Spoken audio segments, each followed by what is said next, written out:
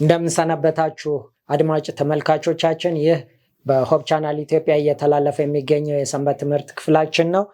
በዛሬው 12ኛው ሰንበት ትምህርት ክፍላችን ኢየሱስን አካፍሉት ይላል እና ኢየሱስን እንዴት እንደምናካፍል አጠቃላይ ታሪኩን ደግሞ በጥልቅ በዚህ ሳምንት ደግሞ እንወያያለን። ወንድሜ ደነቦ ጥቅስ ታነብልንና ጸሎት የመግቢያውን ታረግልናለን። እሺ፣ ከመጽሐፍ ቅዱሳችን ኢሳይያስ ምዕራፍ 50 ቁጥር 4 ላይ ያለውን አብረን እናነባለን። እንዲህም ይላል፣ የደከመውን በቃል እንዴት እንደምደግፍ አውቅ ዘንድ ጌታ እግዚአብሔር የተማሩትን ምላሶች ሰጥቶኛል። ማለዳ ማለዳ ያነቃኛል፣ እንደ ተማሪዎችም ትሰማ ዘንድ ጆሮዬን ያነቃቃል ይላልና እንጸልይ። ቅዱስ ቅዱስ ቅዱስ መሐሪና ቸር የሆንክ ልዑል እግዚአብሔር አምላክ ሆይ ስላደረክልን ስለ እያንዳንዱ ምሕረት ቸርነት በልጅ በኢየሱስ ክርስቶስ ስም ክብር ሁሉ ለአንተ ይሁን። እግዚአብሔር አምላክ ሆይ በዚህ ውይይታችን ውስጥ አንተን አይተን ለሌሎች ማካፈል እንድንችል በጸጋህ ተሸፍነን የምንናገራቸው ንግግሮች፣ የምንወያያቸው ውይይቶች ለእያንዳንዱ አድማጭ ተመልካች በሚገባው መልክ የሚገባውን ቃል አንተ በቅዱስ መንፈስ አማካኝነት ትናገር ዘንድ መልካም ፍቃድ ይሁን። ስጋና ደም ጸጥ ብሎ ያንተ ቅዱስ መንፈስ ብቻ በእያንዳንዳችን አንደበት፣ አይን፣ ጆሮ ውስጥ ይሰራ ዘንድ መልካም ፍቃድ ይሁን። እኛን ብቻ አይደለም፣ በተለያየ ሁኔታ በተለያየ ስፍራ በሚመችም በማይመችም ሁኔታዎች ውስጥ ሆነው ይህንን ውይይት የሚሰሙትን ሰዎች ደግሞ ቅዱስ መንፈስህ ወደዚህ ስቧቸው። እግዚአብሔር አምላክ ሆይ እንደ ኤማውስ ሰዎች ነገሩ እንዲሆንን ወይን እንዲያይሆንን ብሎ እንደ ቤሪያ ሰዎች ነገሩን የሚመረምሩ ሰዎች ታደርግ ዘንድ መልካም ፍቃድ ይሁን። ይህን ሁሉ ስንጠይቅ በወደደን ባፈቀረን በክርስቶስ ኢየሱስ ስም አሜን። እንደተለመደው እንግዲህ እህቴና ወንድሞቼ ለውይይት ቀርበዋል። ኢየሱስ ክርስቶስን በህይወታችን ላይ ለማካፈል የራሳችን የምናካፍለው ነገር ሊኖረን ይገባል። ያ ደግሞ እግዚአብሔር በቃሉ የሚናገረን አለ።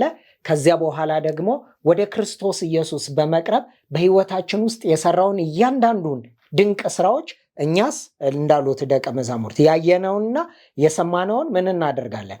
እንናገራለን፣ መሰክራለን ብለው እንደተናገሩት ማድረግ እንችላለን። ሌላው ደግሞ በህይወታችን ውስጥ እግዚአብሔር ከሰራልን ድንቅ ስራ ሞልቶ ከተረፈውና ከፈሰሰው ደግሞ እናካፍላለን አይደለም? ስለዚህ ይሄ አንዳንዶች እንዴት አድርጌ መመስከር እችላለሁ? እኔ እኮ እንደዚህ አይደለሁም ይላልና እንደው እህቴ ኢየሩስ ይሄንን በምን ታዩዋለሽ? በዚህኛው ሰንበት ትምህርታችን እንግዲህ በደንብ ፎከስ የሚያደርገው ስለ ምስክርነት ነው። እንዴት ነው ያወቅነው? እኛ ከክርስቶስ ያወቅነው የተማርነው እንዴት ነው ለሌሎች ማካፈል የምንችለው የሚለው ላይ ነው ትኩረታችን የምናደርገውና ማቴዎስ 28 ከ18 እስከ 20 በምንመለከትበት ጊዜ እንግዲህ ወደ ዓለም ሁሉ ሂዱ፣ በአብ ወልድ በመንፈስ ቅዱስ ስም እያጠመቃችኋቸው የኔ ደቀ መዛሙርት አድርጓቸው፣ ያዘዝኋቸውን ሁሉ እንዲፈጽሙ አስተምሯቸው፣ እነሆ እስከ ዓለም መጨረሻ ድረስ ሁልጊዜ ከእናንተ ጋር ነኝ ይላልና እንግዲህ ለሌሎች እንድናካፍል ተጠርተናል። እያንዳንዳችን አይደለ? ኃላፊነትም ተሰጥቶናል። ያወቅነውን ነገር ለሌላ በዙሪያችን ላሉ ወገኖቻችን እንድናካፍል ሂዱና ምንድነው የሚለው ደቀ መዛሙርቴ አድርጓቸው ይላልና እንደ ሰባተኛ ቀን አድቬንቲስት ቤተክርስቲያን ደግሞ ይህ ተልእኮ ደግሞ ሌሎችን ደቀ መዛሙርት አድርገን እነሱ ደግሞ ሌሎችን እንዲደርሱ ነው የምናደርገውና በዚህ መንገድ ደግሞ ሁላችንም ዘላለማዊ ወንጌልን ለሌሎች ማካፈል አለብን እና ደግሞ የሶስቱ መላእክት መልእክትን ትኩረት አድርገን ለሌላው እያካፈልን በቅርብ በሚሆነው ማለት ክርስቶስ በቅርብ ስለሚመጣ ለዛ ራሳችንን ሌሎችንም እንድናዘጋጅ ተጠርተናልና እንግዲህ በክርስቶስ አዲስ ፍጥረት የሆነ ማንኛውም ክርስቶስን ያመነ ሰው ለሌላው እንዲመሰክር ተጠርቷል። ሁላችንም ማለት ነው የተጠራ ነውና ሆኖም ግን እንግዲህ ብዙዎቻችን ከኔም ጀምሮ እንግዲህ ለዚህ ጥሪ ስንጋበዝ ግን እንዴት እንችላለን እኛ ይሄንን የማድረግ ተሰጥኦ የለንም ችሎታው ወይም መክሊቱ የለንም እንላለንና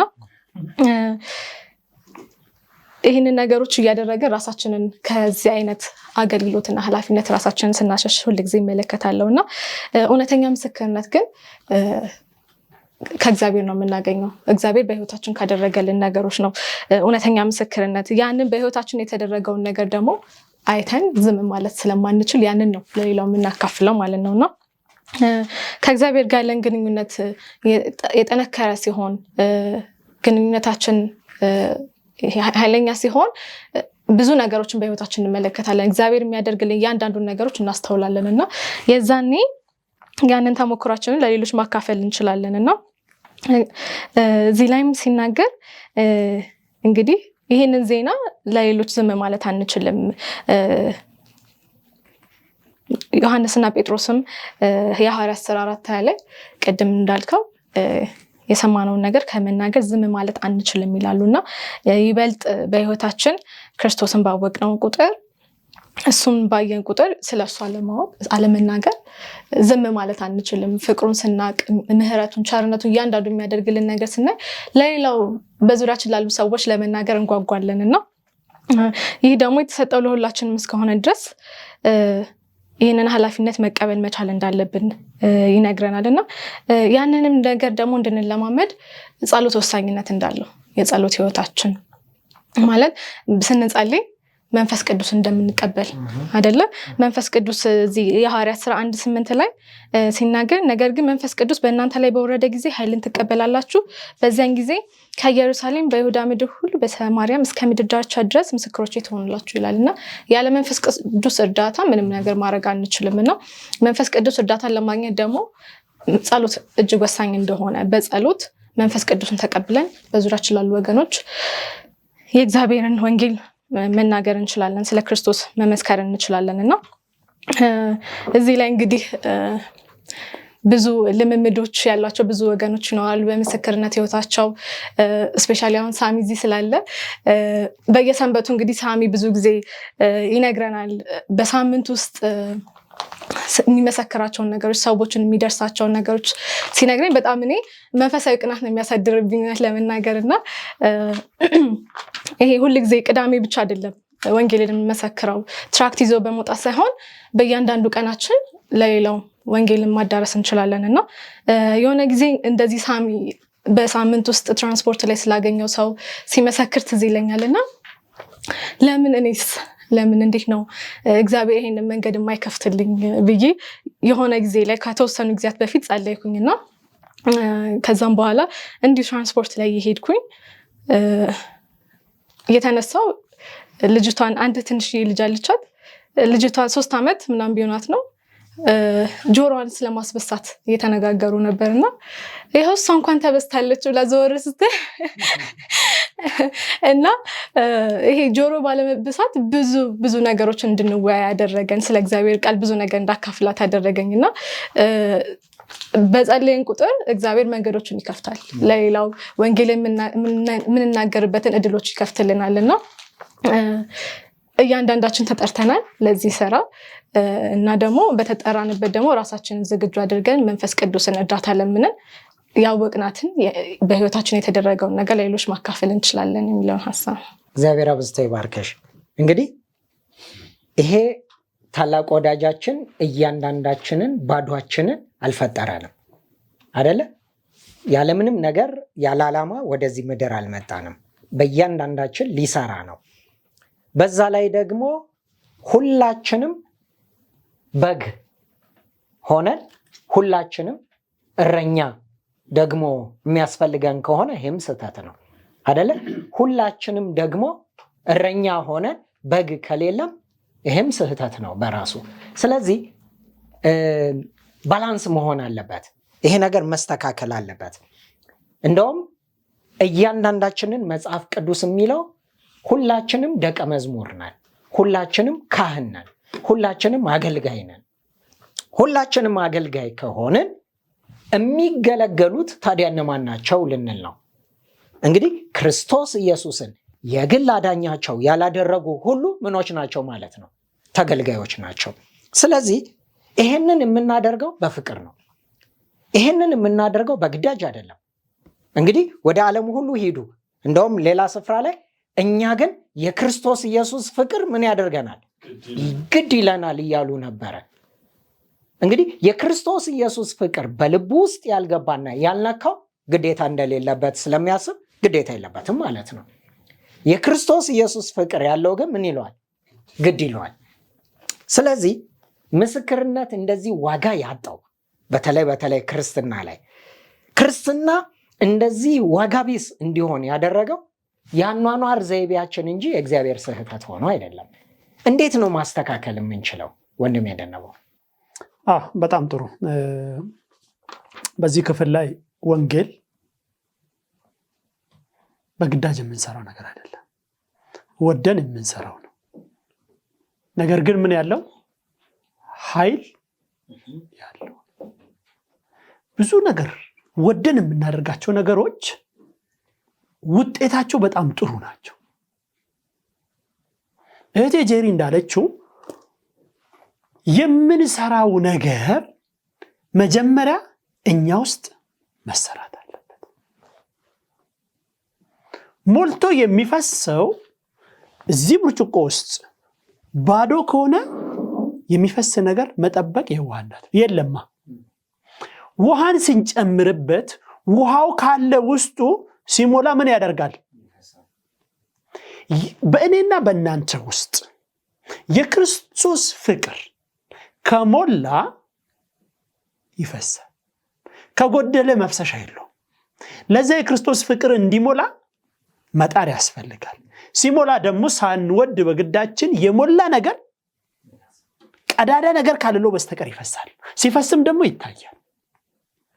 ምስክርነት ማለት የሚፈስ ምን የሚያደርግ የሚታይ ነገር ነው። ቀዳዳ ነገር እኮ ወደ ታች ሲፈስ ቤቱ ነው የሚፈሰው ብለን እንፈልጋለን። ቀዳዳ ከሆነ ሞልቶ የሚፈስ ከሆነ ግን ይታያል። ፍለጋ ያስፈልገው። ያ የሚታየው ነገር ደግሞ ኃይል አለው። ለምን? ከዚህ ላይ ሲፈስ እዚህ አካባቢ ያለውን ነገር ምን ያደርጋል? ያራጥበዋል። የሚበላሽም ከሆነ የሚፈስ ነገር ምን አለው ማለት ነው? ውጤት አለው ወይንም ኃይል አለው ማለት ነው። የክርስቶስ ስራ በምንመለከትበት ጊዜ ያለ ግዳጅ ወዶና ፈቅዶ ይሰራ ነበር። ነገር ግን የሚሰራው ነገር በሙሉ ኃይል ነበረው። ለምሳሌ ኢየሱስ ክርስቶስ በየቀኑ ከሰዎች ጋር ግንኙነት ነበረው። በግንኙነቶቹ ውስጥ ሰዎችን ይቀርብ ነበር። በመቅረብ ሂደት ውስጥ ብዙዎችን ምን ያደርግ ነበር? ይፈውስ ነበር። እስቲ ወንድሞቼና እህቶቼ አድማጭ ተመልካቾች ማቴዎስ ምዕራፍ 4 ቁጥር 23ን እዚህ እንመልከት እስቲ። እንዲህ ይላል። እናንተ እስከ 25 ያለውን አንብቡ፣ እኔ 23ን ብቻ ላንብብ። ኢየሱስም በምኩራባቸው እያስተማረ መንግሥተ ሰማያትን ወንጌል እየሰበከ በሕዝብም ያለውን ደዌና ሕመም ሁሉ እየፈወሰ በገሊላ ሁሉ ይዞር ነበርና ዝናውም ወደ ሶርያ ሁሉ ወጣ። በልዩ ልዩ ደዌና ስቃይ የተያዙትም የታመሙትም ሁሉ አጋንንትም ያደረባቸው ሁሉ ወደ እርሱ እየመጡ ይፈወሱ ነበር። ይህ የፈውስ አገልግሎት ክርስቶስ የመጣው ብዙ ሰዎች መጽሐፍ ቅዱስን ትንሽ ሸፈፍ አድርገው ከመረዳታቸው የተነሳ የሌሎች እምነቶችም ክርስቶስ የመጣው ለማን ነው ይላሉ? ለአይሁድ ወይንም ለእስራኤል ነው ይላሉ። ክርስቶስ በየትም ስፍራ ተገኝቶ ነበረ፣ በሶርያም ተገኝቶ ነበረ። ክርስቶስ ለሁሉም መምጣቱን ነው የሚያሳየው። ሲመጣ ደግሞ አይነ ኢየሩሳሌምን ብቻ ነው አይሁድን ብቻ ነው የሚፈውሰው አላለም። ከሶርያም ከምንም ይምጡ ከዓለም የመጡት በሙሉ ወደ እርሱ የመጡት በሙሉ ባዶአቸውን አልተመለሱም። ደዌ ልዩ ልዩ ደዌና ስቃይም ተይዞ የታመሙትን ሁሉ አጋንንትም ያደሩባቸውን ሁሉ ምን ያደርግ ነበር ይላል? ይፈውስ ነበር። ሁሉም ሲል ወደ እርሱ የመጡትን ነው እንጂ በዛን ዘመን አጋንንት የያዛቸው እሱ ጋር መጥተው የተፈወሱት ብቻ አይደሉም። በጣም ብዙ ቦታ አሉ። በደዌ የተመጡት እሱ ጋር የመጡት ብቻ አይደለም፣ በጣም ብዙዎች አሉ። የትኞቹ ተፈውሰዋል? ለመፈወስ እንፈልጋለን። ወደ ማን መሄድ ያስፈልጋል? ወደ ክርስቶስ መሄድ ያስፈልጋል። ይህ ወደ ክርስቶስ የምናደርገው ጉዞ ግዳጅ የለው፣ ግን ምን አለው? ኃይል አለው፣ ጉልበት አለው። ለዚህ ነው በእኔና በእናንተ ውስጥ የሞላ ነገር ለሰዎች መድረስ መቻል አለበት። ለሰዎች መቅረብ መቻል አለበት። ሰዎች ጋር ሞልቶ መፍሰስ አለበት። ዛሬ ለምንድን ነው ሰዎች ጋር መድረስ ያቃተን ካልን ለምንድን ነው? ስላልሞላ። ያልሞላ ነገር አይፈስም። በደንብ ስላላጣጣም ነው። ብዙ ሰዎች ድግስ ላይ ቀድሞ ያነሱ ሰዎች ለወዳጃቸው ይሄ ምግብ ይጣፍጣል ይሄን አንሳ ብለው ይጋብዛሉ። እኔና እናንተ ለሌሎች ቀድመን ያጣጣምነውን ክርስቶስን ይሄ ነው የሚጣፍጠው ብለን ለሰዎች ምን ማድረግ መቻል አለብን? ቤት እንግዳ የጋበዙ ሰዎች ኧረ ከዚህ አንሳ ይሄ በጣም ድንቅ ነው ይወብ ነው እንዴት ተሰርቶ ያብራራሉ። ዛሬ በልተው ነገ ምን ለሚሆን እዳሪ ለሚሆን፣ እኛስ ዛሬ በልተው ነገ ህይወት ለሚሆናቸው እንዴት ተግተንና ጠንክረን እናብራራ። ሰው እንኳን ቤቱ የሰራውን የእጁን ሙያ እንኳን እንደዛ አብራርቶ ሲያበላ ሲያጠጣ፣ እኔና እናንተም ክርስቶስን በዚህ ልክ አብራርተን ለሰዎች ማሳየት መቻል አለብን። ማስገደድ የእግዚአብሔር ባህሪ አይደለም። ሰዎችን በፍቅር መያዝ ያስፈልጋል። እንዴት መያዝ አለብን ብለን ካሰብን ዛሬ ሰዎችን በተለያዩ ሁኔታዎች እናገኛለን። በስራ እናገኛለን፣ በማህበራዊ ግንኙነት እናገኛለን፣ በትምህርት እናገኛለን፣ በትራንስፖርት ሁኔታዎች እናገኛለን። ያገኘነውን ሰው የምንደርስበትን ብዙ ዘዴዎችን ክርስቶስ ሰጥቶናልና በዚህ ነገር ማግኘት ያስፈልጋል። ስናገኝ ያለ ግዳጅ ግን ምን ያለው ኃይል ያለው። እኔ በጣም ብዙ ሰዎችን አገኛቸዋለሁ። ሳገኛቸው ግን በተለያየ ዘዴ ስደርሳቸው ሰዎች ልባቸው ሲያርፍ አያለሁ። ለዚህ ሐዋርያ ጳውሎስ ለቆሮንቶስ በጻፈው መልእክት ላይ ሁለተኛ ቆሮንቶስ ምዕራፍ 5 ቁጥር 14 ላይ እንዲህ ይላል፣ ይህን ስለቆጠርን የክርስቶስ ፍቅር ግድ ይለናል። ለምን? አንዱ ስለ ሁሉ ስለሞተ፣ ስለኛ ኃጢአት ስለኛ በደል ስለሞተ ያ የክርስቶስ ፍቅር ግድ ሊለን ይገባል የሚለውን ለመግለጽ ነው። አመሰግናለሁ። እንግዲህ ክርስቶስ ኢየሱስ እነዚህን ሁሉ ሰዎች መጀመሪያ ላይ ይቀርባቸው ነበረ አይደለ? ስለዚህ ምሳሌያችን አድማጭ ተመልካቾቻችን ዛሬ የምታዩትም እነዚህ ነገሮች ላይ ትኩረት ልታደርጉ ይገባል። ክርስቶስ ኢየሱስ አይሁድ ነው፣ ሰማርያዊ ነው፣ ግሪክ ነው፣ እንደዚህ ነው ብሎ ልዩነት አልፈጠረም። ይቀርባቸው ነበር። ከቀረባቸው በኋላ ፍላጎታቸውን ደግሞ አይቶ ምን ያደርግ ነበረ? ያገለግላቸው ነበረ። የታመሙትን ይፈውሳቸው ነበረ። ማረኝ ብለው ምህረት ለጠየቁት ደግሞ ምህረት ይሰጣቸው ነበር። ወደ ቤቴ ግባ ብለው ደግሞ ለራት በጋበዙት ሁሉ ለዚህ ቤት ታላቅ መዳንና ደስታ ሆነዋል እስኪባል ድረስ ሁሉ በዚያ ቤት ሁሉ ይገኝ ነበረ።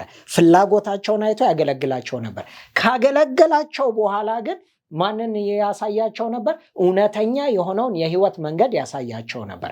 ከዚያ በኋላ ግን ሰዎች ምን ያደርጋሉ? ክርስቶስ ኢየሱስ የግል አዳኛቸው የሚያደርጉት ከዚያ በኋላ ነው። እኛ ግን ሰዎችን ይህንን ሁሉ ነገር ሳናደርጋቸው አይ በቃ እንደው ዝም ብለን ደረቅ በሆነ ኢየሱስ ጌታ ነው፣ አዎ ጌታ ነው፣ እውነት ነው፣ ያንን እየተቃወምኩ አይደለም። ነገር ግን ሰዎች በፍላጎታቸው ልንደርሳቸው ይገባል እና ሰዎችን በፍቅር ልንቀርባቸው ይገባል። ለዚህ ነው የህይወት ምስክርነት መሰረታዊ የሆነው። የህይወት ምስክርነት ደግሞ ምንም ማስተባበያ አያስፈልገውም። ምንም የመጽሐፍ ቅዱስ ጥቅስ ማብራሪያም አያስፈልገውም። እግዚአብሔር በህይወቴ ላይ ይህን ሁሉ አድርጎልኝ ሞልቶ ተርፎ ፈሷል እያልን ነው የምንናገረው። ይሄ ደግሞ ለእኛ አይነት ተመሳሳይ ህይወት ላላቸው ሰዎች ልብ የሚነካ እግዚአብሔር በእኛ ውስጥ የሰራው የህይወት የሚነበብ ደብዳቤ ነው። ስለዚህ እነዚህን ነገሮች ልናደርግ ይገባል። እንደዚህ ስናደርግ ደግሞ መጽሐፍ ቅዱሳችንም የተለያየ ምክሮችን ይሰጠናል። ሰዎችን እንዴት አድርገን መቅረብ እንዳለብን።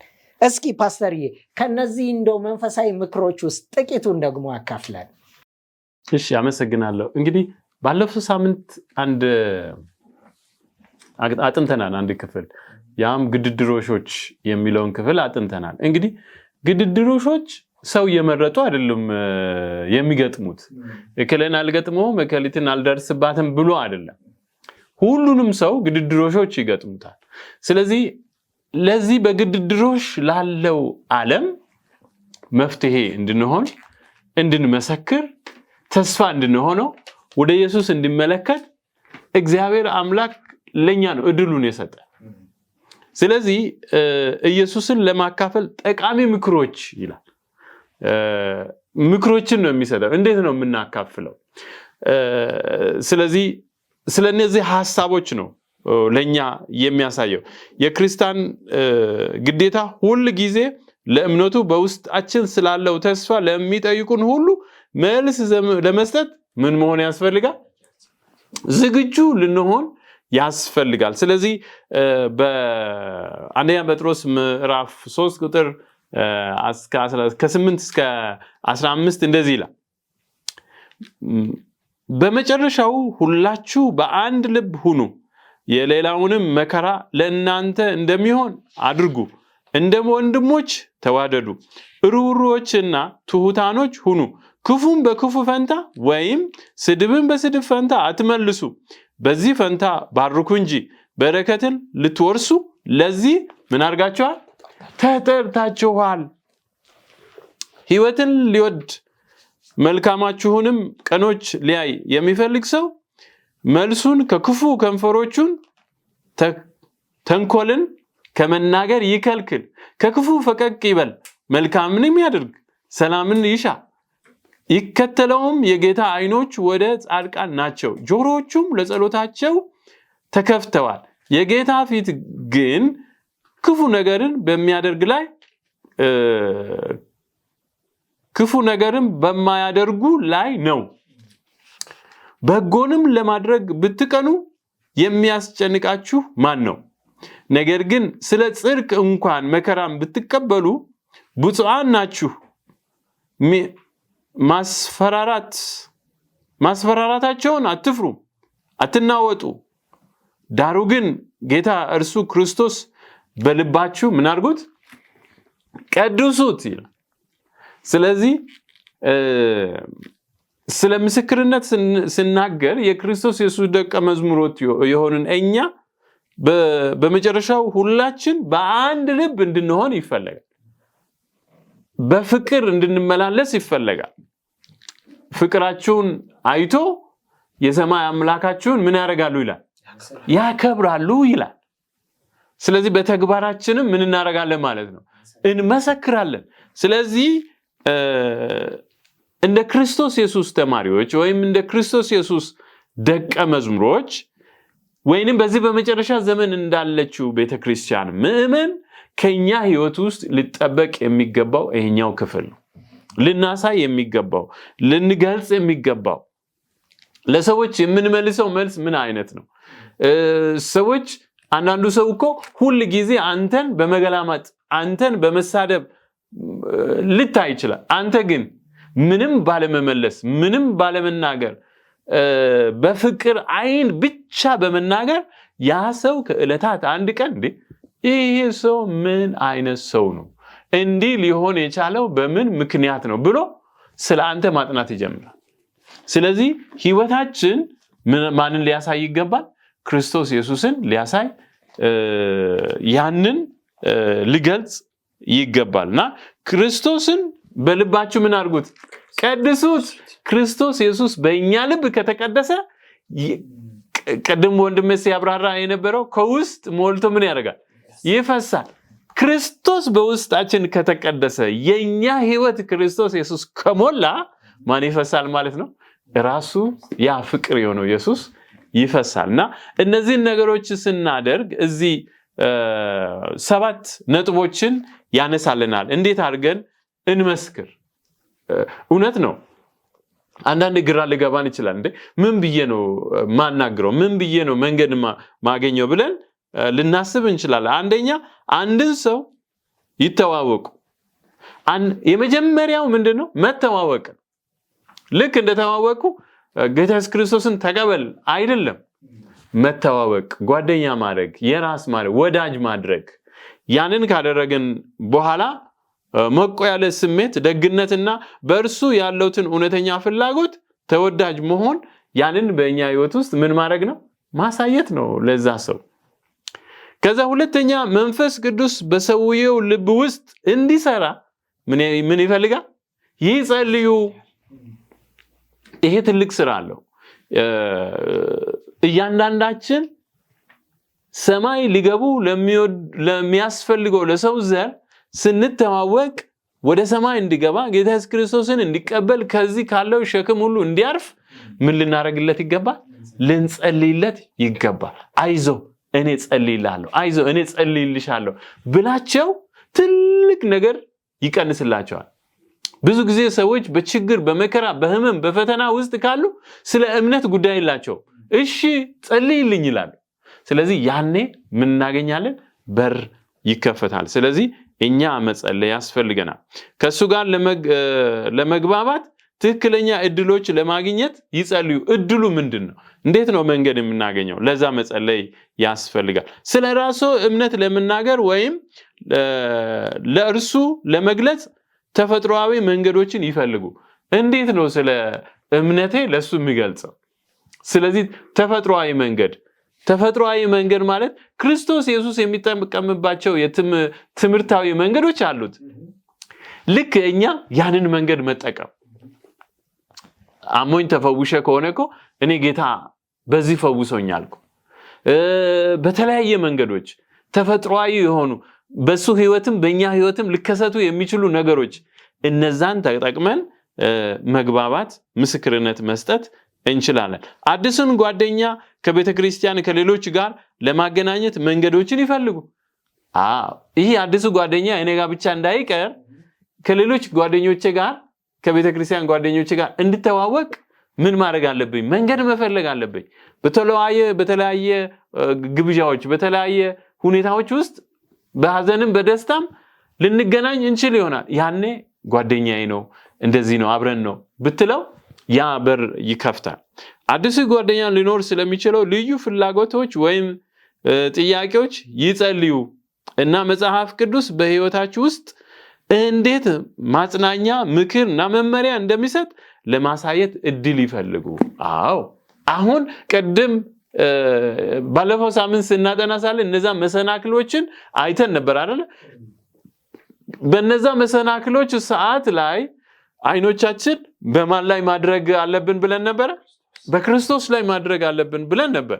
ስለዚህ ይህ ወንድማችን ባለው ሁኔታ ሁሉ መንፈሳዊ ወይም ወደ መጽሐፍ ቅዱስ መርተን እንዴት ነው መንገዱን የምናሳየው የሚለውን ማሰብ፣ እንዴት ነው ከመከራው፣ እንዴት ነው ከፈተናው፣ እንዴት ነው ከሁኔታዎቹ የሚወጣው የሚለውን ወደ እግዚአብሔር ቃል አምጥተን እንድናሳይ እንድንመክር ይፈልጋል። ጓደኛ የሚቀጥለውን እርምጃ የመጽሐፍ ቅዱስ ጥናት ከኛ ጋር እንዲጀምር ያንን መንገዶች ማመቻቸት ያስፈልገናል። ድርጊቶቻችን የማን እንደሆንን ማሳየት አለባቸው። ቀደም ያነበብነው አንደኛ ጴጥሮስ 3 ከ8 እስከ 15 ያነበብነው አለ።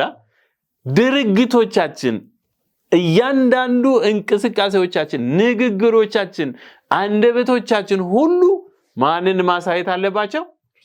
ክርስቶስ ኢየሱስን ማሳየት አለባቸው። ስለዚህ በእነዚህ መንገዶች ሁሉ ምን ማድረግ እንችላለን? ምስክር ልንሆን እንችላለን። በባህራችን በእርሱ አምሳል ቅድስና የተቀረጸ እንደሚሆን መጠን የሚኖረው ሁሉንም ሰዎች ወደ እርሱ ለመሳብ ይሆናል። ስለዚህ እውነት ነው የሆነ ምንድነው ካልኩሌሽን ሰርተን አስቀምጠን በቃ በዚህ ሰዓት በዚህ ነገር እንደዚህ ሆኜ ይሄን እመስላለሁ ከዛም በኋላ አይደለም። እኛ ራሳችን ለክርስቶስ ኢየሱስ ቀድሰን ከሰጠን ያ የኛን ህይወት ምን ያደርጋል?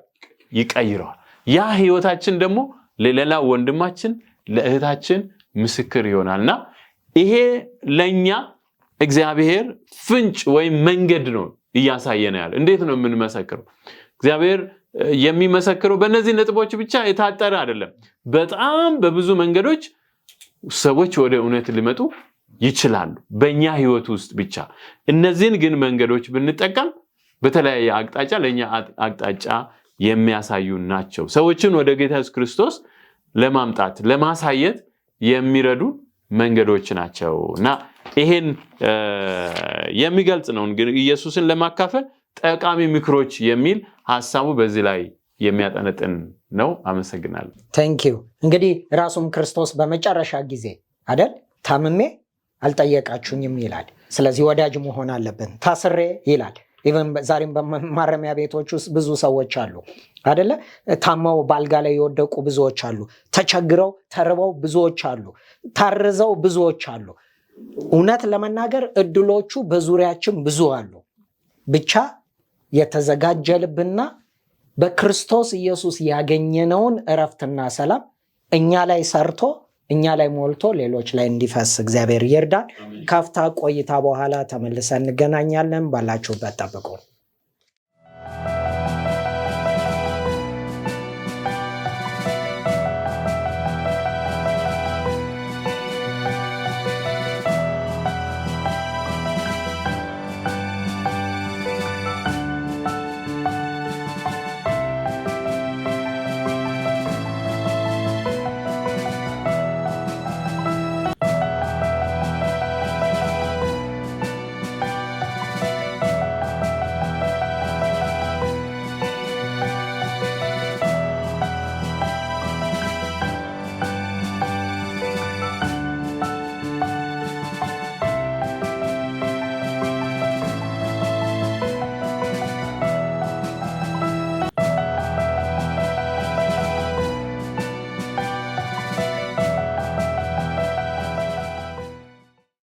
አድማጭ ተመልካቾቻችን ካፍታ ቆይታ በኋላ በድጋሚ ተገናኝተናል። በሮቡ ክፍል ደግሞ እንግዲህ ተንከራታቹ ልጅን ያሳየናል። ይህ ልጅ እንግዲህ ቤት ውስጥ የነበረ ነው። ይህ ልጅ በብዙ ነገር ውስጥ የነበረ ነው። ዛሬም ደግሞ ብዙዎቻችን ያላስተዋል ነው የዚህ ልጅ እጣ ፈንታ የደረሰባቸው ከቤተሰብ ውስጥም የወጡ ተንከራታች ልጆች አሉ። ከማህበረሰቡ የወጡ ተንከራታች ልጆች አሉ። ከቤተ ክርስቲያን የወጡ ተንከራታች ልጆች አሉ። እነዚህን ሁሉ ነገሮች በዚህኛው ልጅ ላይ ጠቅልለን እንየውና እነዚህ አይነት ልጆችን እንዴት ነው ትሪት የምናደርጋቸው? እንዴት ነው ወደ እግዚአብሔር መንግስት የምንወስዳቸው? እንደዚህ አይነት ልጆች ደግሞ ቢያጋጥሙን ምላሻችን ምንድን ነው? ወንድም የደነበው በጣም ጥሩ። ስለዚህ ተንከራታችሁ ልጅ በምንመለከትበት ጊዜ የዚህ ሰንበት ትምህርት አውድ ማሳየት የፈለገው የኤፍሬምን ታሪክ ነው። በሆሴ ምዕራፍ 4 እና ኤርሚያስ ምዕራፍ 31 ላይ ያሉትን አድማጭ ተመልካቾቻችን እንድታዩ እጋብዛችኋለሁ። ኤፍሬም ሆሴ ምዕራፍ 4 ቁጥር 17 ላይ በምንመለከትበት ጊዜ እንዲህ የሚል ነገር እናገኛለን። ኤፍሬም ከጣዖት ጋር ተጋጠመ፣ ስካርን ፈጽመዋል፣ ግልሙትንም አብዝተዋል። አለቆችም ነውርን እጅግ ወደዱ። ነፋስ በክንፏ አስሯታል፣ በመስዋዕቶቻቸውም የተነሳ ያፍራሉ ይላል። ስካርን ፈጽመዋል፣ ግልሙትናንም አብዝተዋል ይላል። ከምን ጋር? ከጣዖት ጋር ተጣብቀዋል፣ ታስረዋል። ማለት ምን ማለት ነው ብለን በምንመለከትበት ጊዜ መጽሐፍ ቅዱስ እያጠናን ስለሆነ ከሐሰት ትምህርት ጋር ተጣብቀዋል። የሐሰት ትምህርት ደግሞ ምን ያደርጋል? ያሳክራል። ለዛ ነው ራእይ ላይ ሲናገር የዝሙቷን ቁጣ ወይን ጠጅ ማን? ታላቂቱ ባቢሎን። የባቢሎን ወይንም የታላቂቱ ባቢሎን ትምህርት ማለት እውነተኛውን የክርስቶስን ወንጌል ሳይሆን ወንጌል ሆኖ ሰዎችን ከክርስቶስ ዞር የሚያደርግ ምን ሆኖ? ወንጌል ሆኖ። ለዚህ ነው ማቴዎስ ምዕራፍ 7 ቁጥር 21 ላይ በምንመለከትበት ጊዜ መጽሐፍ ቅዱሳችንን በደንብ በምናይበት ጊዜ በተለይ የቀድሞቹን ትርጉም ከስራዎቻቸው ታውቋቸዋላችሁ እነማንን? ሐሰተኛ ነቢያቶችን ይላል። ስራቸው ምንድን ነው? ተአምር ማድረግ፣ ድንቅ ማድረግ። በተሰሎንቄ ላይ ስናት ለብዙዎች ወደ ጥፋት መንገድ የሚመራቸው የመጀመሪያው ሐሰተኛ ድንቆችና ሐሰተኛ ምኖች ናቸው አለ፣ ተአምራቶች ናቸው አለ። ለዚህ ነው ክርስቶስ ይሄን ነገር ስናደርግ በስምህ እንዲህ አላደረግንም፣ በስምህ እንዲህ አላደረግንም፣ በስምህ እንዲህ አላደረጋችሁም አላለም። ሂዱ እናንተ ምኖች አመፀኞች ከኔ ምን አድርጉ? ተንከራታች ልጅ ያደርጋል። ግን ምን እያደረገ ነው? እየተንከራተተ ነው። ለምን የተንከራተተው? የጠፋው ልጅ ታሪክ በምንመለከትበት ጊዜ የመንከራተቱ ምክንያት ምንጩ ምንድን ነው?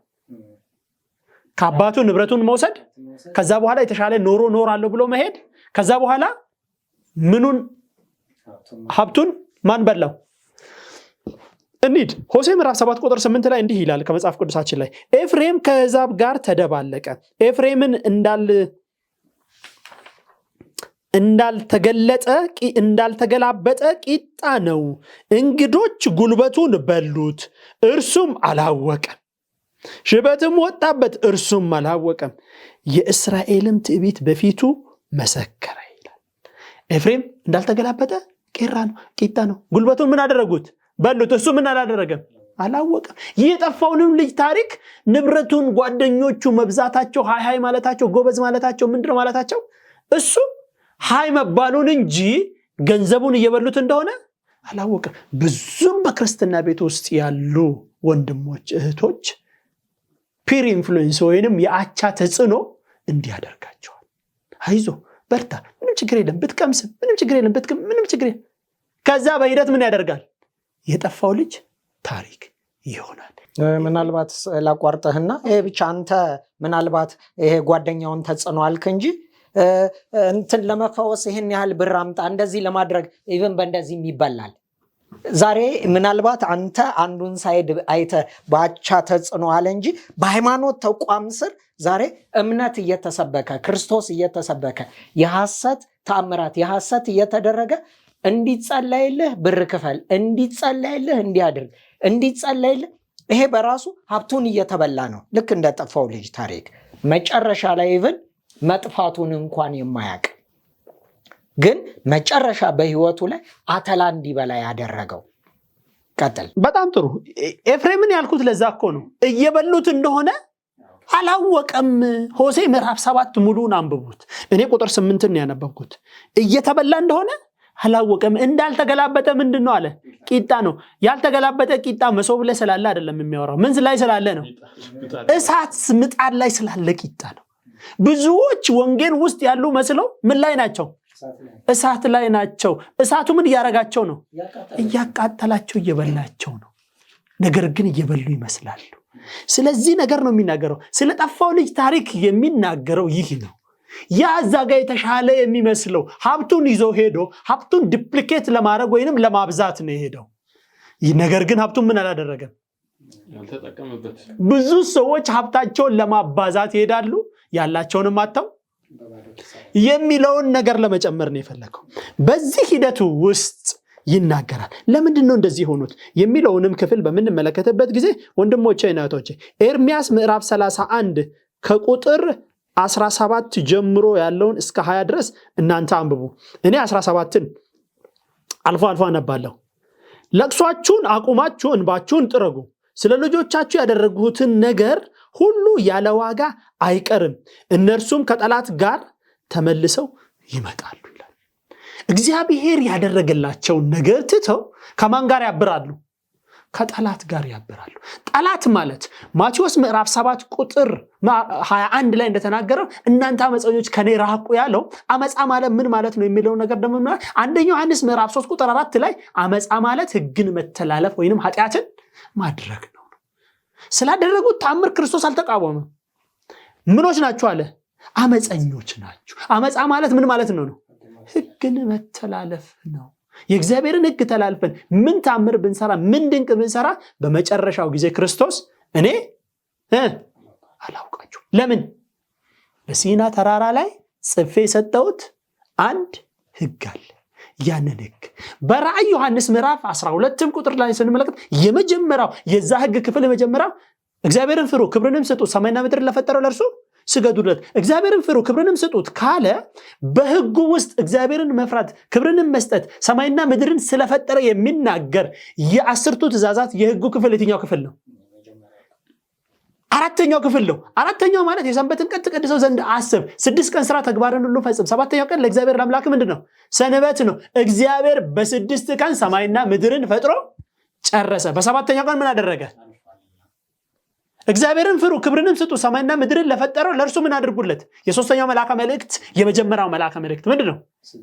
ስገዱለት ነው። ለማን? ሰማይና ምድርን ለፈጠረው። ሰማይና ምድርን ስለመፍጠሩ እግዚአብሔር በሲና ተራራ በአራተኛው ትእዛዝ ላይ ያስቀመጠው ነገር ነው። በዚህ ክፍል ላይ ሲመለከት እንዲህ አለ።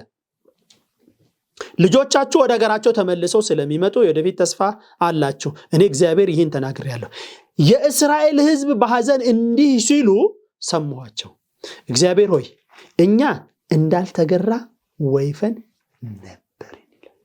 ያልተገራ ወይፈን ማለት እንደፈለገ የሚበላ፣ እንደፈለገ የሚጠጣ፣ እንደፈለገ የሚሮጥ፣ ከፊቱ ያለውን አደጋ ፍጹም የማያይ፣ ጉልበቱን ብቻ የሚያይ።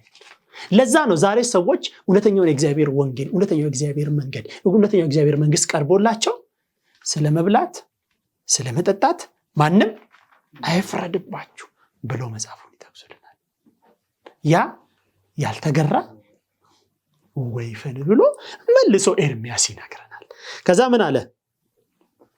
እስራኤል ሆይ እናንተ የተወደዳችሁ ልጆቼ ናችሁ።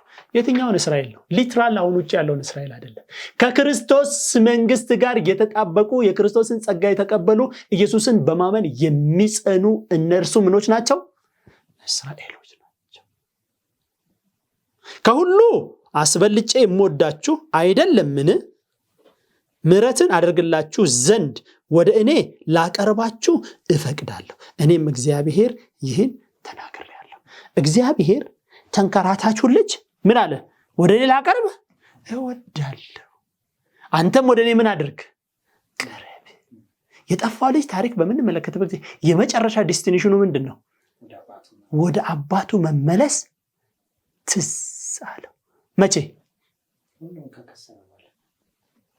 በልጁ ታሪክ ላይ መቼ ነው የሚለው? ወደ አእምሮ። ብዙ ሰዎች ወደ አእምሯቸው ስላልተመለሱ ብዙ ቦታ እየሄዱ ነው። ወደ አእምሯቸው ሲመለሱ ኤርምያስ ላይ እግዚአብሔር እንዲህ አለ፣ ወደ እኔ ልስባችሁ እፈልጋለሁ። ብዙ ሰዎች ከአእምሯቸው አይደለም ወንጌልን ሲያጠኑ ከአእምሯቸው ስለማያጠኑ፣ አንተ ርቀህ ብንሄድም እንኳን አሁን ንስሐ ገብተናል ብለን ወደ እግዚአብሔር መመለስ አለብን። ለምን? እንደ ኤፍሬም ከጣዖት ጋር ሳናስብ የተጣበቀን ሰዎች ከጣዖት ተለይተን እየበላን ያለውን ነገር ወደ አእምሯችን ተመልሰን ወደ እግዚአብሔር መቅረብ አለብን። ለዛ ነው ኢሳይያስ ምዕራፍ 28ን በምንመለከትበት ጊዜ እንዲህ ይላል፣ ትእዛዝ በትእዛዝ፣ ትእዛዝ በስርዓት፣ ስርዓት በስርዓት፣ ስርዓት በስርዓት፣ ጥቂት ከዚህ ጥቂት ከዚያ ይላል 28:10 ላይ። ከዛ ከፍ ብላችሁ በምታነቡበት ጊዜ ምን ይላል መሰላችሁ?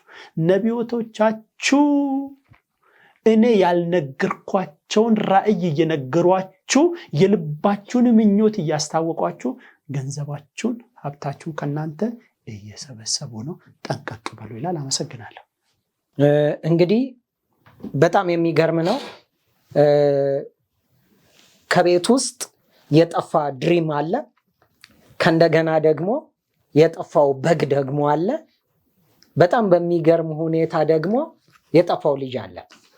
እነዚህ ሁሉ ጠፍተዋል። እነዚህ የጠፉትን ሁሉ ደግሞ መልሷቸው ይላል። እንደ ኃላፊነት መመለስም ደግሞ አለባቸው። የጠፋው መገኘት አለበት፣ የሳተው መመለስ አለበት፣ የወጣውም ደግሞ መግባት አለበት። እንዴት እናደርግ ፓስተርዬ? ምን እናደርግ? እውነት ነው። እንግዲህ እግዚአብሔር አምላክ የመመለስን ስራ የጀመረው ዛሬ አይደለም። የት ነው የጀመረው? በኤደን ገነት ነው የጀመረው። አዳም ጠፋ። አዳምን ፈልጎ ምን አገኘ? አዳም የት ነህ? ያ የእግዚአብሔር ስራ ዛሬም አልተቋረጠም። ያንን ስራ እንድንሰራ ነው እግዚአብሔር እየጠራን ያለው። ለዛ ነው መልሷቸው ይላል። ሁላችንም ከእግዚአብሔር ጋር በምናደርገው ጉዞ ደካማ ወይ የሚዋዡ ጊዜያት ነበሩን። ልባችን ታማኝ ያልሆኑ ወይንም ለረጅም ጊዜ ለብ ያልንባቸው ነበሩ ይላል። ስለዚህ በእነዚህ ጊዜያቶች ውስጥ የእግዚአብሔር ልጆች ምን ሊሆኑ ይችላሉ? ከቤቱ ሊወጡ ይችላሉ። ቤታቸው ያላቸውን ነገር ይዞ ብቻ ዝም ብሎ ጸጥ ብሎ ሊቀመጡ ይችላሉ። ስለዚህ እግዚአብሔር አምላክ ምንድነው የሚለው? መልሷቸው ይላል። ለዛ ዘካርያስ ምዕራፍ 10 ላይ ምዕራፉን በሙሉ እንድናነብ ሐሳብ ያቀርባል። ምዕራፉን በሙሉ ማንበብ አላነበውም። ነገር ግን አልፎ አልፎ አያለሁ። በዛ ክፍል ላይ ከምዕራፍ 1 ጀምሮ 10 ከቁጥር 1 ጀምሮ እስከ 2 ድረስ ባለው በኋለኛው ጊዜ መንፈስ ቅዱስን በኃይል እግዚአብሔር እንደሚሰጥ ተስፋ ይሰጣል። እንደገና ደግሞ ቀጥሎ ምን ሐሳብ ያስቀምጣል? ያንን የእረኝነት ተግባር በሚገባ ባልጠበቁት ላይ እግዚአብሔር እርምጃ እንደሚወስድ ይናገራል። ከዛ በመቀጠል ደግሞ ምን ያደርጋል? እሰበስባችኋለሁ፣ ልጆቼን ምን አደርጋለሁ? እሰበስባለሁ። ከነርሱ ዘንድ በማዕዘን ድንጋይ ከእርሱም ዘንድ ችንካሩ ከእርሱም ዘንድ የሰልፍ ቀስትን ከነርሱም ዘንድ አስገብራለሁ። ሁሉም በአንድ ላይ ምን ያደርጋሉ? ይመጣሉ። ሁሉም በአንድ ላይ ምን ያደርጋሉ? ይመጣሉ ይላል። ቀጥሎ ደግሞ ተበጅቻለሁና በፉጨት ጠርቼ እሰበስባችኋለሁ። እግዚአብሔር ምን እያለ ነው? እኔ እሰበስባችኋለሁ። ፉጨት እንግዲህ በጣም ጥሩ መግለጫ ነው። አንድ ቦታ ቆመ አንተ ምን ታደርጋለህ? ታፏጫለህ። በየአቅጣጫ ያለው ምን ያደርጋል? ዞር ዞር ይልና ይሰማ። ስለዚህ እግዚአብሔር እንደዚህ እያለ የሚናገርበት አገላለጽ አለ። እንደዛውም ደግሞ ቁጥር 10 ላይ ከግብፅ ምድር እመልሳችኋለሁ፣ ከአሦርም እሰበስባችኋለሁ፣ ወደ ገለዓድ ወደ ሊባኖስ ምድር ምን አደርጋችኋለሁ? አመጣችኋለሁ። እግዚአብሔር አምላክ ለልጆቹ ምን እየሰጠ ነው? ተስፋ እየሰጠ ነው። ስለዚህ እግዚአብሔር አምላክም ቅድም እንዳልነው የሚመልስ የሚፈልግ አምላክ ነው። እኛም ያንን ስራ እንድንሰራ እግዚአብሔር ይፈልጋል። ግን ተመልካቾቻችን በዚህ አጋጣሚ ከእግዚአብሔር ቤት ወጥተው ያሉ ወገኖች ቢኖሩ እግዚአብሔር የሚቀበል አምላክ መሆኑን ማሰብ ያስፈልጋል። ስለዚህ ወዴት መመለስ ያስፈልጋል? ወደ እግዚአብሔር ቤት መምጣት ያስፈልገናል። እግዚአብሔር በልጆቹ መቼም ቢሆን ምን አያደርግም? ተስፋ አይቆርጥም። ቅድም የወንድሜ እንደገለጸው ያንን የጠፋውን ልጅ አባትየው እንዴት እንደተቀበለው አይደል እንዴ? እንደውም ሁል ጊዜ ይላል፣ ሁል ጊዜ ልቡ የት ነበር ይላል? ልጁን መንገድ ላይ ሁሌ ልጄ ይመጣል እያለ ይጠብቅ ነበር። መልኩ፣ ቅርጹ፣ ሁኔታው ተበላሽቶ ከስቶ ማንነቱ ከማንነት ከተራው ወጥቶ በኃጢአት ምክንያት ጎስቁሎ የነበረውን ልጅ አባቱ ምን አላረገው? አልረሳውም። በደሙ የዋጀንን እኛን እግዚአብሔር ምን አያረገንም? አይረሳንም። ያንን ማሰብ ያስፈልገናል። ስለዚህ ዛሬም ቢሆን በእግዚአብሔር ቤት ለኛ ምን አለ? ክፍት ቦታ አለ። ክፍት ስንቀመጥባቸው የነበሩ ወንበሮች ከክርስቶስ ኢየሱስ ፊት ስንወድቅ ስንጸልይ የነበርንባቸው እነዛ ጊዜያቶች እኛን ዛሬ ወዴት ሊጠሩን ያስፈልጋል? ወደ እርሱ እኛን ይጠሩናል። ስለዚህ በተግባር መልክ ከጌታ ጋር ካለው ግንኙነት የራቀ ወዳጅነት እንዴት መቅረብና መያዝ እንደሚችል ማወቅ ፈታኝ ሁኔታ ሊሆን ይችላል። ነገር ግን ለተለያየ ውጤት እንዴት ማድረግ እንደሚችሉ ያስቡ ይሆናል። የተለየ የዓለም እይታ ስለያዙ አሁን ከእርሱ እንዴት መገናኘት እንደሚሉ ግራ ይገባውት ይሆናል። አሁንም ስለሚወስዳችሁ ደካማ ውሳኔዎች ተስፋ መቁረጥ እና አቅም ማጣት ሊሰማውት ይችላል። ስለዚህ ሐሳቦች ሁልጊዜ የሚወዱት ሰው አወያዩ ይላል። ስለዚህ ሰዎችን፣ ወንድሞችን፣ እህቶችን ተመልካቾቻችን ማወያየት እጅግ ደስታን ይፈጥራል፣ አቅጣጫን ይሰጠናል። ስለዚህ ትዳራችን እንዴት አድርገን እንመልሳለን? የፈረሰ ትዳር፣ ልጅ ከወላጅ ጋር፣ ወላጅ ከልጅ ጋር ያሉ የተበላሹ ነገሮቻችን እንዴት ነው የምናድሰው? እንዴት ነው የምንመልሰው? ይሄንን ሊለውጥ የሚችለው ምንድን ነው? ራሳችንን ልንጠይቅ ልንመለስ ያስፈልጋል። ለዛ ደግሞ ክርስቶስ ኢየሱስ የሰጠን አንድ በጣም ደስ የሚል ሐሳብ አለ። ሉቃስ ምዕራፍ 22 ላይ ያለ ክፍል አለ። ክርስቶስ ኢየሱስ በዛን ሰዓት ለጴጥሮስ ምን አድርጎ ነበር? ጸልዮ ነበር አይደል? ጸልዮለት ነበር። ያችን ክፍል አነባታለሁ። እንደዚህ ይላል፣ ጌታ ስምዖን ስምዖን ሆይ እነሆ ሰይጣን እንደ ስንዴ ሊያበጥራችሁ ለመነኝ። እኔ ግን እምነትህ እንዳይጠፋ ስለ አንተ አማለድኩ። አንተ በተመለስ ጊዜ ደግሞ ወንድሞችህን ምን አድርጋቸው? አጽናቸው። የሚገርመው ነገር ይሄን ክርስቶስ ኢየሱስ ስለ እያንዳንዳችን ምን ያደርጋል? ይማልዳል። እንደውም ባለፈው ጥናታችን ስለ ጸሎት በምናጠናበት ጊዜ መንፈስ ቅዱስ ስለ ሁላችን ምን ያደርጋል? ይቃትታል፣ ይማልዳል የሚል አይተን ነበር። ስለዚህ መለኮት ስለ እኛ ህይወት ግድ የሚል እንደሆነ ልናስብ ያስፈልጋልና ክርስቶስ ኢየሱስ ያንን እንዳደረገ እንመለከታለን። ከዛም በኋላ ጴጥሮስ ያንን እድል አግኝቷል ወይ ብለን ስንመለከት ደግሞ አዎ ጴጥሮስ እድሉን አግኝቷል። ያንን እድል አግኝቶ ምን አድርጓል? ተመልሷል። ያንን ደግሞ ዮሐንስ 21 ላይ ሄደን ስንመለከት ያንን ሐሳብ ያስቀምጥልናል። ዮሐንስ 21 ሄደን ስናይ ያንን ክፍል እንመለከታለን። ያ የተመለሰው ጴጥሮስ ለሱ ደግሞ ለራሱ ምን ሲሰጠው? አደራ ሲሰጠው እንመለከታለን። እና እግዚአብሔር አምላክ እኔና እናንተን ዛሬም ይፈልገናል። 21 ከ15 ጀምሮ እንደዚህ ይላል። ዮሐንስ 21 ከ15 ጀምሮ እንደዚህ ይላል። ምሳ ከበሉ በኋላ ኢየሱስም ስምዖንን ጴጥሮስን የዮና ልጅ ስምዖን ሆይ ከእነዚህ ይልቅ ትወደኛለህ አለው። አሁን ጌታ ሆይ እንደሚወድህ አንተ ታውቀኛለህ አለው። ግልገሎቼን አሰማራ አለው። ደግሞም ሁለተኛ የዮና ልጅ ስምዖን ሆይ ትወደኛለህ አለው። አሁን ጌታ ሆይ እንደሚወድህ አንተ ታውቃለህ አለው። ጠቦቶቼን ጠብቅ አለው። ሶስተኛ ጊዜ የዮና ልጅ ስምዖን ሆይ ትወደኛለህ አለው። ሶስተኛም ትወደኛለህ ስላለው ጴጥሮስ አዘነና ጌታ ሆይ አንተ ሁሉም ታውቃለህ፣ እንዲሁ አንተ ታውቃለህ አለው ይላል።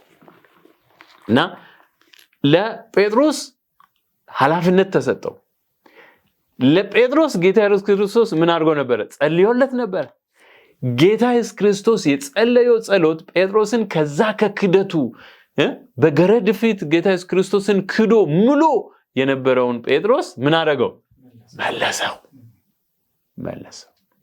ዛሬም ለኛ ያለው ተስፋ ይሄ ነው። እንደ ቤተክርስቲያን ከቤተክርስቲያን ለወጡ ወንድሞቻችን እህቶቻችን ምን ልናደርግ ያስፈልጋል? ልንጸልይላቸው ያስፈልጋል። እንደ ወንድም እንደ እህት እነዚህን ወንድሞቻችን እህቶቻችን የምናውቃቸውን በሙሉ ወደ ቤት እንዲመጡ ልንጥር ያስፈልጋል። ከዛም በኋላ ደግሞ መልሶ ኃላፊነትን ይሰጣል። ለጴጥሮስ መልሶ ምን አድርገው? ኃላፊነትን ሰጠው። ኃላፊነት የተሰጠው ዛሬ ለነና ለናንተ ነው። ይህን ስራ እንድንሰራ በጎችን፣ ጠቦቶችን፣ ግልገሎችን ምን አድርግ? ጠብቅ።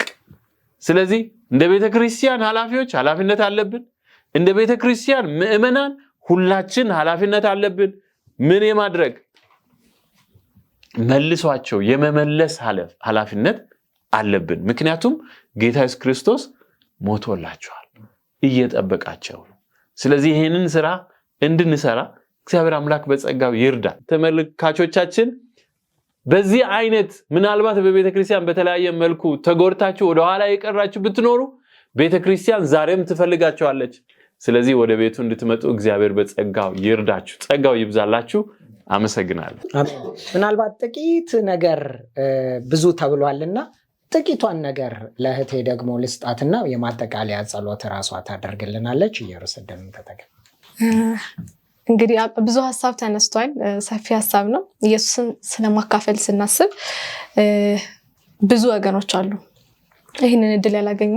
እኛ ያገኘነውን የክርስቶስን ፍቅር፣ የክርስቶስን ማንነት፣ በህይወታችን ያደረገውን ነገር ያላዩ ብዙዎች አሉና ለነዛ ሰዎች ደግሞ የመድረስ ደግሞ ኃላፊነትና ግዴታም አለብንና ክርስቶስ እያንዳንዳችንን በዚህ ስራ እንድንሳተፍ ሁልጊዜ ይጋብዘናልና እኛ በፈቃደኝነት ይህንን ስራ ለሌሎች ማካፈል እንድንችል ሁላችንም ራሳችንን ማዘጋጀት ይኖርብናል።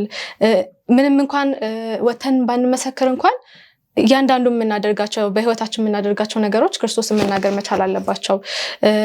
አለባበሳችን ሊሆን ይችላል፣ አነጋገራችን፣ ስራችን፣ እያንዳንዱ ነገራችን ክርስቶስን መናገር መቻል አለበት እና በዛ አይተው ደግሞ ሌሎች በእኛ ውስጥ ደግሞ ክርስቶስን ማየት መቻል አለባቸው እና ይህንን ደግሞ መለማመድ መቻል አለብን። እኛም ደግሞ በህይወታችን እየኖር ነው ስንመጣ ይሄ ሞልቶ ይፈሳል አይደለም? በህይወታችን እየኖር ነው ሲመጣ ለሌሎች ይተርፋልና ይህንን ህይወት በመለማመድ ሌሎችን መድረስ መቻል አለብንና ለዚህ ኃላፊነት እያንዳንዳችን ተጠርተናል።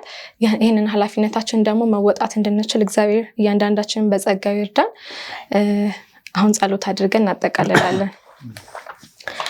የዘላለም አምላክ እግዚአብሔር ሆይ ስለዚህ ሰዓትና ጊዜ እጅግ አድርገን እናመሰግናለን። የዘላለም አምላክ እግዚአብሔር ሆይ በእውነት በእያንዳንዳችን ላይ ስላደረግከው መልካም ነገር ሁሉ እጅግ አድርገን እናመሰግናለን። አባቴ አሁንም ደግሞ አስተምረህናል። በእውነት በተለየ መንገድ ራሳችንን ህይወታችንን እንድንፈትሽ ስላደረከን እጅግ አድርጌ አመሰግናለሁ። አባቴ በእውነት ደግሞ ለኛ ያደረከውን መልካም ነገር አባቴ ፍቅርህን፣ ማንነትህን፣ አንተነትህን ለሌላው መመስከር እንድንችል እያንዳንዳችንን አባቴ በመንፈስ ቅዱስ ትሞላን ዘንድ እለምንሃለሁ።